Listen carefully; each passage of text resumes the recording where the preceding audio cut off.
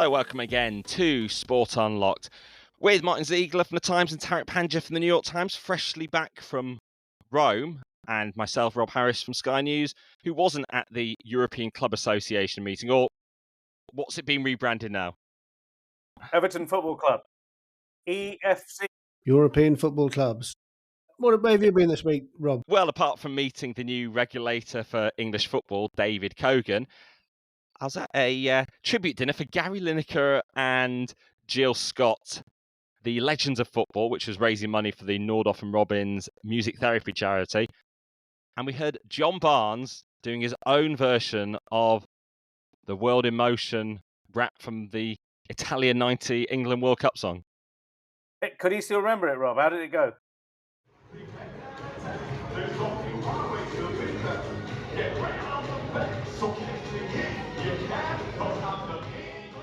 It was incredible. He was able to riff absolutely perfectly in front of the many hundreds of diners. Funny enough, Ziggs, did we not see Jill Scott as well? Yes, we did see Jill Scott. She was in Rome as part of the European Football Club's special overlap appearance. I had a chat with her on the way in, but seemed like a very nice person. It was a remarkable appearance. Jill, Ian Wright, Roy Keane, Gary Neville, the regulars, were joined by Marcel Desailly, former Chelsea and France legend, World Cup winner. He had some pretty incredible things to say. But I left there thinking he wanted to microchip professional footballers and have complete control over their lives because they're paid so much money. He was. I mean, I think Roy Keane and having some sideways looks like that. Gary Neville was trying to get at what he was saying. Essentially, Marcel Desailly was saying, these players, we pay them so much money, the owners have a right to control every aspect of their lives. That does seem extremely intrusive, although unlike some of the conferences we go to, some thought-provoking points at least put out there for discussion at the event. Pretty much. Including, he said they already knows how much they sleep and what they eat, but, he seemed to be saying what kind of music they listen to. But it has been a week of awards, not just Legends of Football. Unfortunately, we all missed out on the Nobel Prize for Literature. Well, I can't believe that you didn't get it for some of your fantastic online reports, Rob. Well, it's actually Tariq who manages to get thousands of words, which we might not be able to get to in a boost. Very occasionally. And disappointment in the Nobel Peace Prize for someone in football as well. Yes, Gianni Infantino, the FIFA president, he took it to his favourite platform, Instagram, to say that Donald Trump, did he say, must get the Nobel Prize after his role in what we hope is brokering peace in the 2-year war in Gaza. Infantino was in Rome. He was there for the EFC Congress, like Alexander Sheffer and the US president the day before. And most interestingly, you got a chance to talk to him after last week's episode featured What Would You Ask Gianni Infantino if you had a chance to see him? I did, but this was like a rolling mall. If you're not a rugby fan, this is where a large number of people are sort of rolling through the field. Here we were rolling through the Waldorf Hotel in Rome. I did manage to collar him, and sometimes you have to be on the news. This appearance from Gianni Infantino came a few days before crucial World Cup qualifier in Norway, where Israel's national team are playing, and another one a few days later in Udine, where they're going to play Italy. Both will feature protests, so we had to ask him about the prospects for those games, the peace agreement that his great friend Donald Trump might have negotiated. In terms of the World Cup qualifiers in Norway, do you think this news will hopefully calm things down? Definitely. I mean, ceasefire agreement, first phase of peace agreement. It's fantastic news. I mean, really great news for the entire world, for everyone. I mean, the effort of everyone involved started from President Trump to Qatar, Egypt, Turkey, all the countries. Palestinians, Israelis, everyone. Italy have got the game here in Udine on Tuesday, I think, and there was a general strike last week, and there's worries about that game as well. What would be your message ahead of that game in Udine? Well, now there is everyone should be happy about that. and everyone should support the process. Now we need, those who have the responsibilities do these steps. They have done it, and now everyone else should support it. I think this is, goes beyond football, but includes football as well. The other thing you asked him about, Tariq, was something he'd actually referenced in his speech to the clubs about the international calendar, and actually saying, we need to look at the options about you can't just play always in July, because some parts of the world you can't play then, some parts you can't play in December. So, and he sort of said, actually, perhaps in Europe, you should be able to use June more. So the idea may be shifting the calendar, play some club football in June, and be able to have World Cups in the winter, which it's not the worst idea at all. I think it makes sense. Well, let's hear from Gianni Infantino himself. Your message there today was interesting on the calendar. It seems pretty obvious for the World Cup, they can't be played in some places in the summer. So we're going to have to change the calendar. When do you think, so the Saudi World Cup could be in October or December like Qatar was. When will we get into the nitty-gritty of that?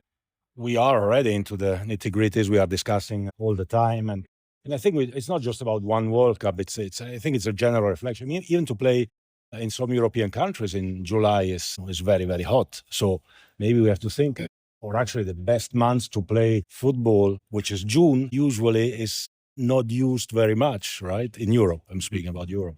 So maybe there are ways we can optimize. So obviously things are heading towards a winter 2034 World Cup, or maybe 2035 when Saudi Arabia has to play it. I think he made a lot of sense, to be honest with you. And I think a lot of people will agree with that. It's not just for European football to decide when football is played, and climate change is obviously a real thing. And he made a really good point as well. I thought it's not just Saudi Arabia in 2034. If you look at where the World Cup is going to be in 2030, which is majority of it at least is going to be in Spain, Morocco and Portugal. Of course, those first games in South America in their winter. But parts of Spain, parts of Portugal, parts of Morocco are going to be extremely hot in the window when the World Cup is traditionally played. So we might see some movement there as well. Late 30 degrees, it could even hit 40 degrees potentially for that World Cup. Absolutely. That would be no surprise. He was also asked by Andrew Dampf from the Associated Press, who's based in Rome, about the issue of overseas games. So that's obviously a big one as well, isn't it, this week? That's because this week we had UEFA reluctantly, as they saw it, approving Villarreal and Barcelona to play their La Liga match in Miami in December, and for AC Milan and Como to play their Serie A match in Perth, Australia in February. Effectively, they said they didn't want to do it, but they had to because the FIFA regulations weren't clear in terms of whether or not they could block it or not. But Gianni Infantino suggesting he didn't really want to approve it either. We have a structure whereby we have games at national level, at continental level, and then at global level. And this is a structure that made football the number one sport in the world. If we want to break this structure, we take a big risk. If we want to regulate it, then, we have to look into it. We're speaking with all the stakeholders. I have my personal opinion, which I will not share with you right now. But now I've seen that UEFA has approved it. It has to go to CONCACAF as well to approve this game. I don't know if AFC has approved the game in Australia. All the stakeholders, and then it will come to FIFA for its approval. But that's one game. I think we need a reflection which is more global on what do we want to do. Do we want everyone to play everywhere and do whatever he wants? I mean, it's fine. FIFA is pretty strong in this respect. Or do we want to have a regulated system which takes into account the interests of everyone at national level, continental level, and club level, but also the legitimacy of everyone to organize events and to regulate the sport in their own country, continent. They were trying to say, this is, we have to approve these, but we may not approve others in the future. That seemed to be the message. To be honest, no one has explained still why they had to approve this. This press statement was very funny because the title was UEFA expresses opposition to overseas games. We had to go 3 paragraphs down to realize they actually have approved these games, which also have the requirement of CONCACAF, the confederation in North America, where the game is going to be played, the Villarreal Barcelona one, they've said they're still studying it. They haven't had an application yet. And that they've not said they're going to approve it. And I guess the AFC, is it for the game in Perth, given it's going to be hosted by Australia? We haven't heard from them. But it was a weird one, Rob. And Alexander Shefrin, the UEFA president, spoke about it at the European Football Club's meeting, again reflecting how he doesn't want to be taking football away from the communities that their heartland is in the domestic leagues. And it does seem perhaps everyone's just fearing legal action if they do block these matches, yet the entity that's common to both sides of the discussion is relevant. They're the marketing agency that are helping to promote La Liga in the United States, and also the partners now with UEFA on Champions League rights and other European competitions. Great point. And this is where I've yet to get an understanding of UEFA's position here. Relevant, and this process, I think, started as long ago as 2018. They were the people that sued in the US to get these games on. They were the ones that had this kind of everyone backs away from the court case agreement with FIFA. FIFA isn't saying it's backing it. FIFA is opposed to this. So UEFA knew that this company that is diametrically opposed to it on overseas games and still decided they are exactly the right partner for this massive commercial agreement for all of the European club competitions and Champions League, selling these rights, which, Martyn, we got some more details of this week. But strange partners when you do not agree with them on this something as fundamental as this.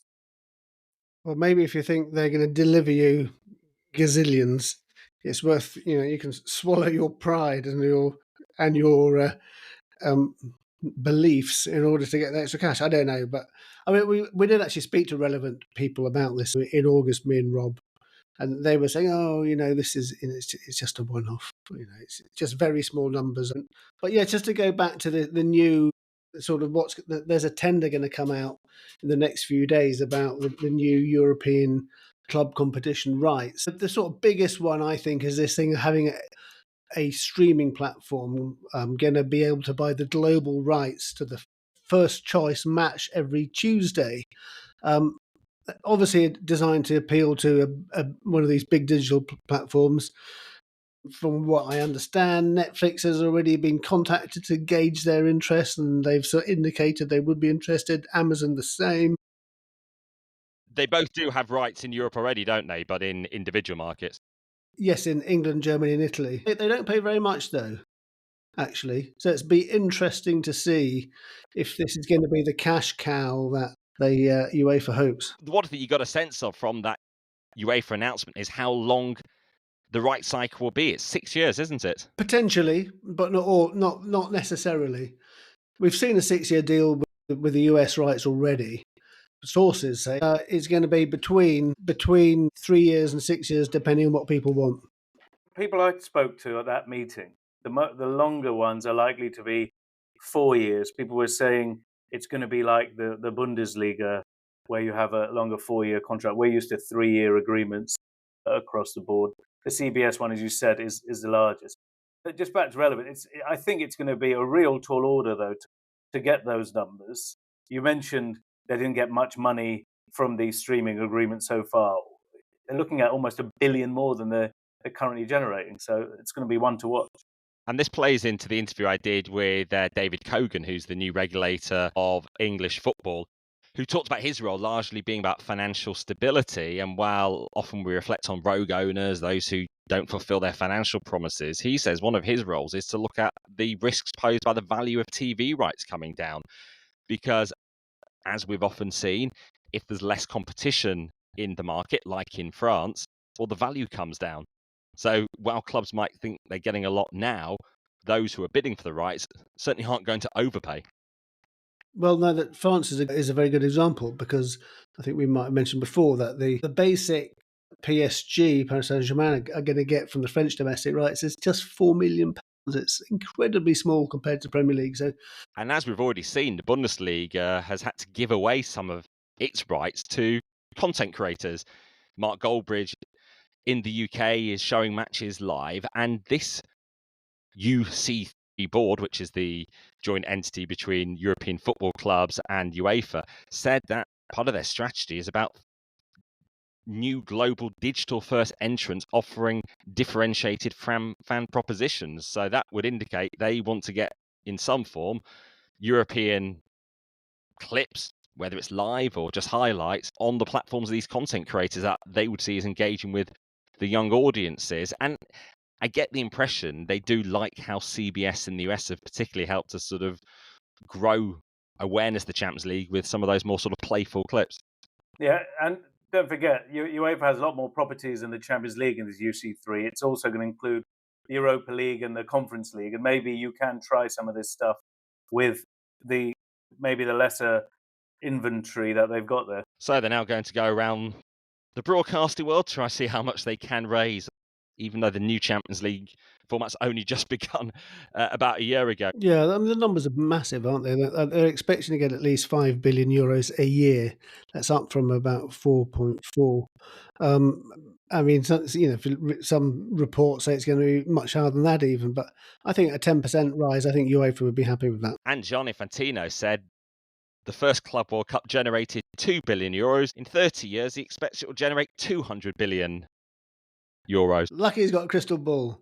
You do. Luckily, he's got Saudi Arabia as well. Only joking. But the issue of the Club World Cup and its growth is linked to Saudi Arabia, the deal with DAZN and all the sponsors. Now, I was wondering, I was raising this with people, Saudi Arabia has not been involved in European football rights when it comes to UEFA. So this big increase that they're hoping for, I can't see it happening without Saudi Arabia.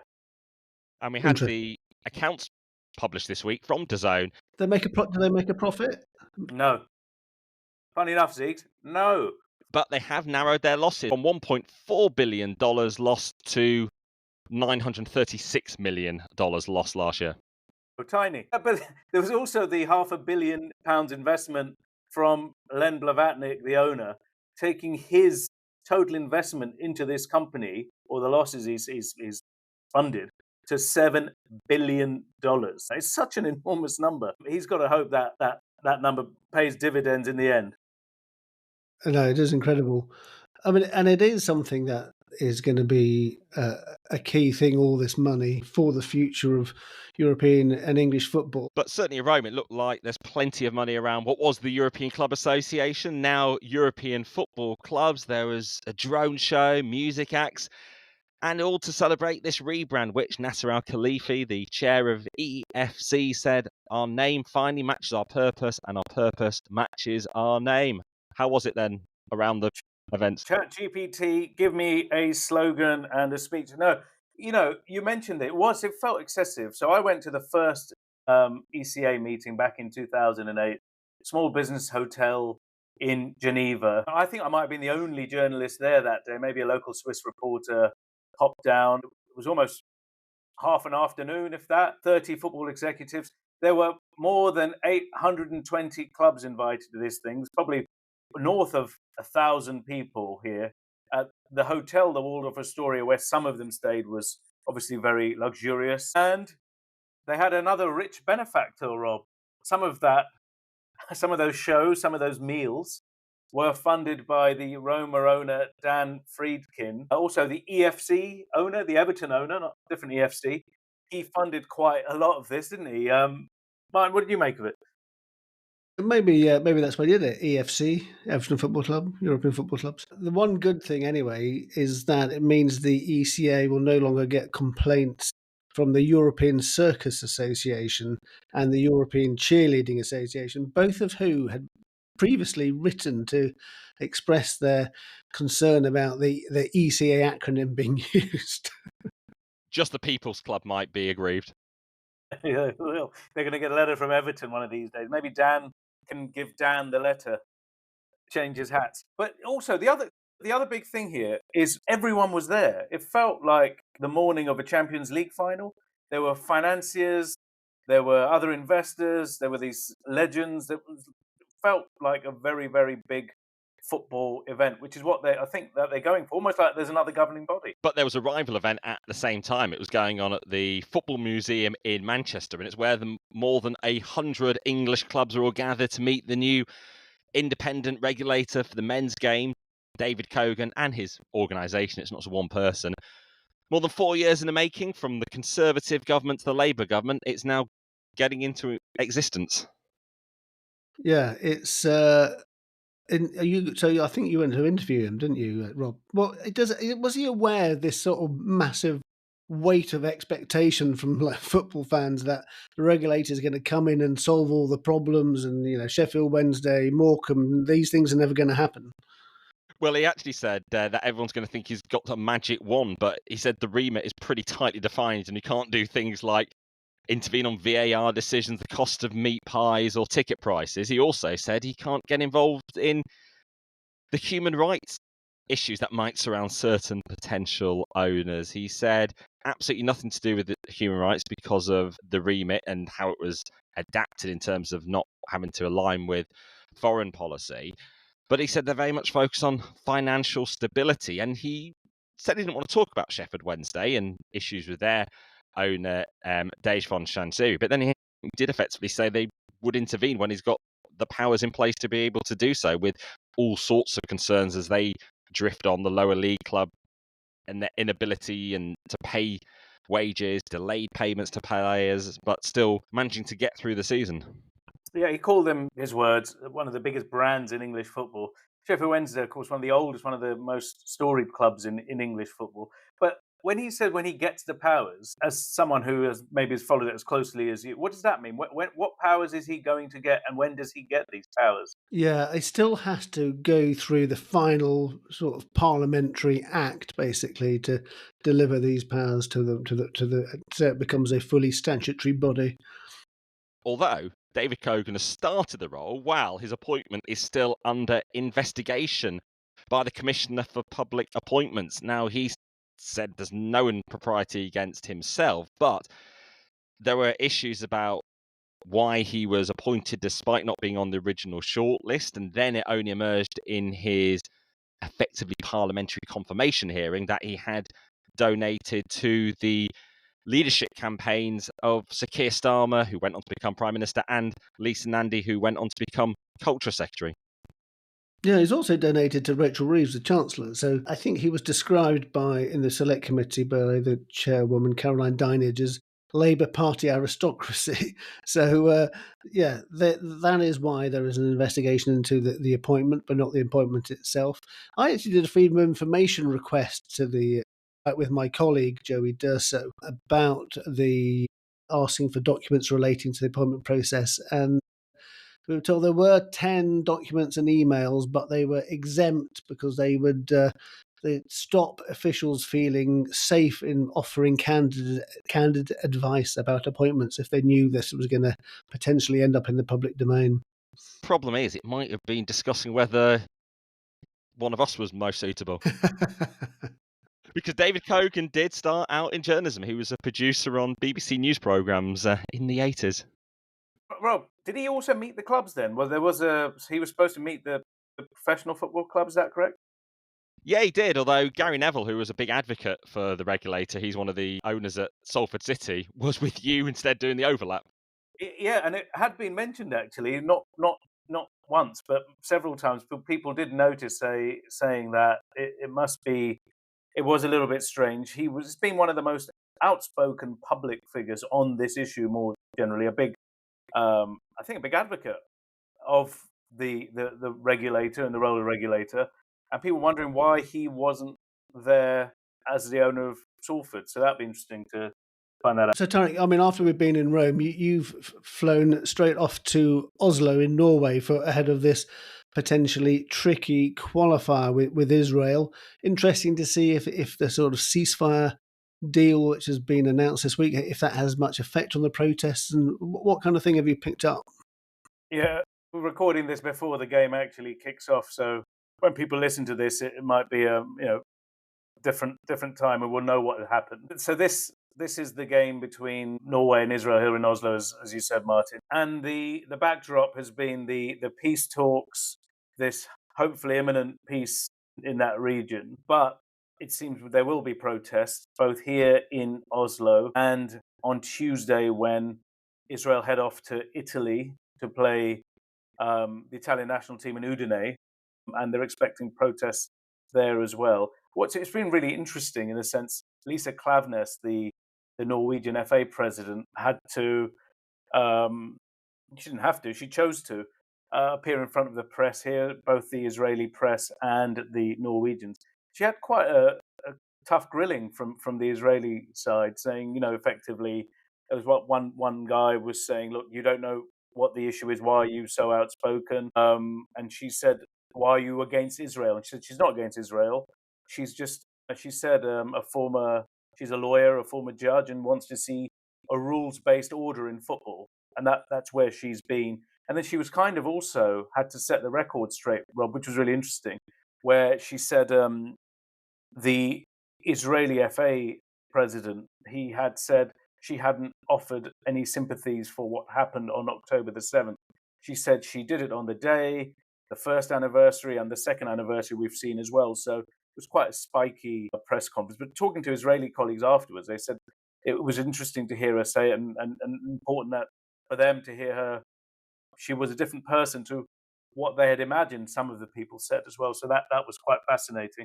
Of course, we get the Israeli players, the captain and the manager. They're talking about what a moment it is for the announcement that the final hostages can be released. And that is such a big deal for them and their nation. Well, Lise Klaveness showing the advantage of a dialogue. So for the Israeli journalists in particular to have a chance to be able to question her rather than seeing perhaps quotes that are only partial, that are sort of filtered out around the world, their own chance to get a sense of just what her own perspective is, the fact that, well, she can assure them that she's not against Israel existing.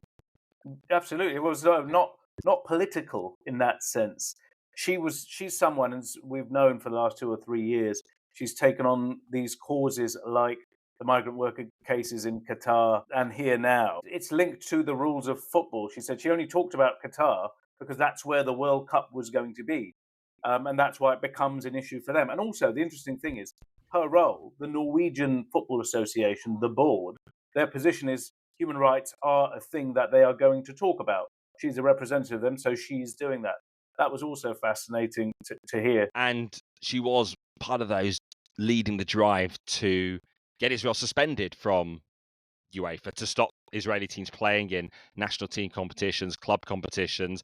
Those efforts only really picked up a pace just at the exact point the peace talks started to accelerate, and also when we heard from the Trump administration that they would intervene to block it. So the hopes of a vote on Israel's participation then quickly faded away. So it will now be interesting to see twofold. What happens to that movement to get Israel suspended from international football? Does that fade away if this peace deal does fully take effect, does last? And perhaps at these matches over the next week, we'll also see a reflection of wider society, those who've been protesting against Israel, particularly over the last 2 years.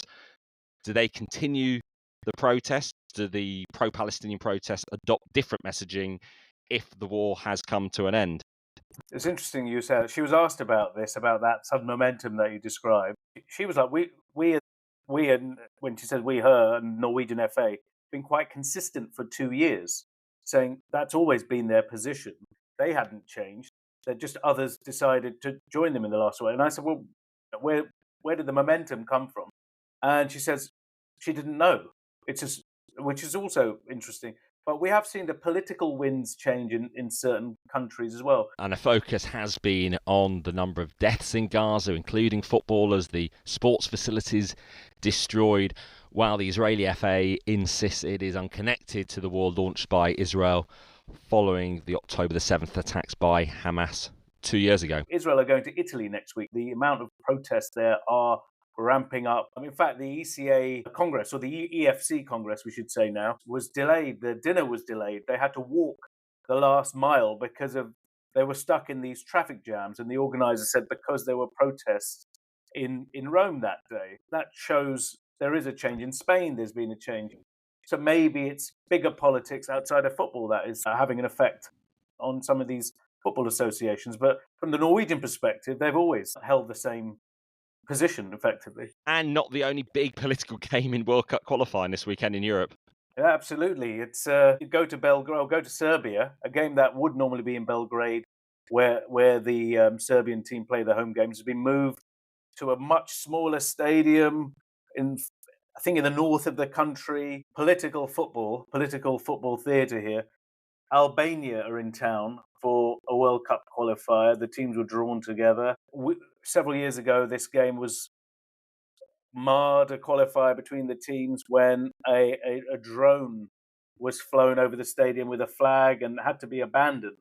So, yep, both games taking place within hours of each other. Norway, Israel kicking off locally at 6 p.m.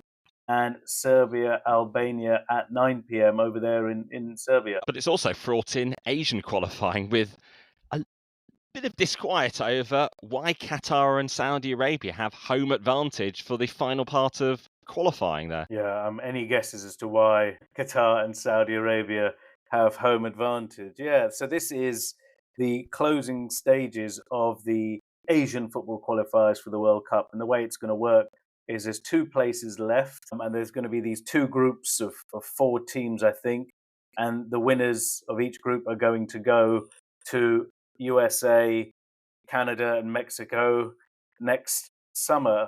And what's really interesting is not only do Saudi Arabia and Qatar play their games at home, they also somehow have lucked out in having 6 days break between each of their games, whereas the other teams have 72 hours. And the Oman coach, for example, Carlos Queiroz, has spoken out about this, saying this is completely unfair, but there's nothing we can do about it. He's told The Guardian, are there no stadiums in Japan or Kuwait where we could play? Maybe the people who organise this have a different vision of football. There is a logic, isn't there?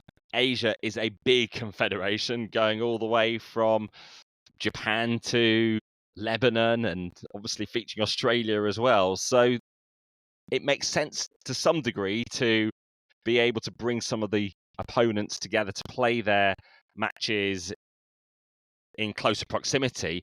But it has been pointed out there are questions over the process, because apparently Indonesia, Iraq, Oman and the UAE also expressed interest in hosting, or they wanted neutral venues for these mini groups. Of course, it makes sense to have them in one place, given the geography of Asia, as you say. But as Carlos Queiroz said, are there no stadiums in Kuwait or Japan? Japan, of course, have qualified there, that they happen to have to be there. It is a reminder, though, of the power of Saudi Arabia to bring these events and to get advantage somehow for these. Saudi Arabia, of course, a big sponsor of the AFC. Let's just make that clear. The Asian Champions League changed as well, let's not forget. So this format of the Asian Champions League ends with a competition in Saudi Arabia. So the Saudis' club teams also have an advantage when it comes to the Champions League, with these final matches all being played on their territory. And in another bizarre twist this week, Turkey Al-Sheikh, the Saudi sports chief, suddenly going on X to say that Manchester United were in advanced stages of talks about a takeover. We didn't expect perhaps him to be dangling a bit of football takeover gossip. Maybe he realised how many followers you can get by trading in transfer gossip, and he thought he'd stick a flyer out. And then, but it set the hairs racing, didn't it? And then he had to set another one out to say that it wasn't him that was bidding for Manchester United. It was just something he'd heard. You know, he is such a... It's weird. He's an influential man in sport, though, isn't he, Rob? This is a man who spends money in sport. Boxing, tennis. He's a government minister, in fact, isn't he, in Saudi Arabia for entertainment. And potentially market-moving information with Manchester United listed on the New York Stock Exchange. He might have just realised, like many people, during an international break in the men's game, a bit of Manchester United news does well for clicks and hits. Yeah, absolutely. And we've only mentioned them right at the end of the pod. There you go. We could do a lot better. So what is it, people, if they like and enjoy the podcast, rate, review, subscribe, spread the word, and message us at Sport Unlocked on all the social platforms, sportunlockedpod@gmail.com. And Turkey, if you'd like to spread the word about the pod, that's over to you as well, pal. Absolutely. But for now, thank you for listening, especially Turkey Al-Sheikh if he is in Saudi Arabia. Goodbye for now.